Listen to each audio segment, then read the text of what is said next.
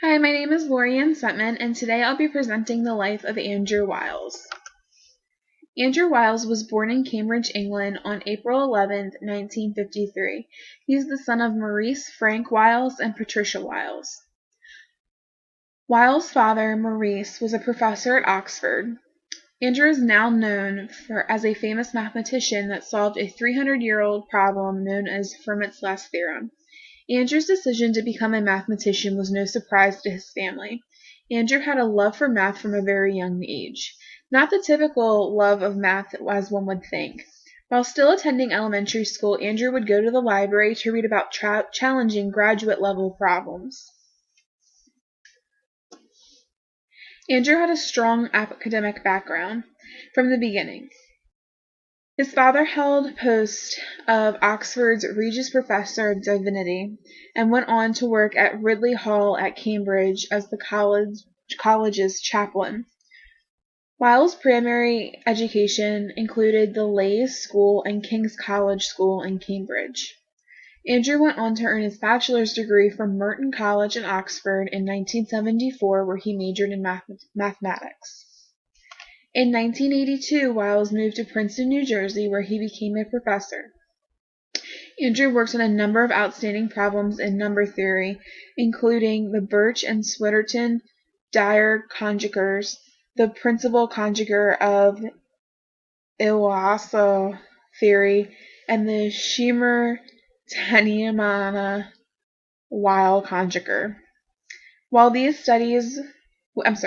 these studies, Wiles was working on things like the multiplication of elliptic curves. In 1988, Andrew returned to Oxford and was employed by Oxford University. Then he went back to Princeton in 1990, only to return to Oxford in 2011.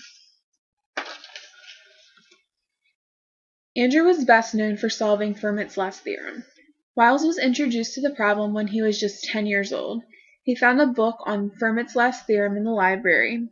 Fermat was a 17th century mathematician who wrote a proposition claiming to have proved x squared plus y squared equaled z squared. It was a problem that mathematicians were trying to solve for over 300 years. Wiles spent some of his adolescence trying to solve the problem, but he knew he needed more mathematical training, so he put it off. But he didn't forget about it. He knew that one day he would return to this problem that had intrigued him since age 10. In 1986, Wiles revisited that challenging problem when conversing with a colleague about the potential connection between Wiles' work on the Tenama-Shimura and the Fermat's last theorem. Wiles felt that in that moment he had enough mathematical training to revisit this childhood dream. For 7 years, Andrew worked on Fermat's last theorem in isolation, with the only person that knew what he was up to being his wife. He wanted total concentration. Wiles described this mathematical experience as a journey through a dark and unexplored mansion. He entered in the dark, but he became more comfortable and began learning how to tackle the problem step by step. In 1993, Wiles made a breakthrough and completed his proof. Or so he had thought.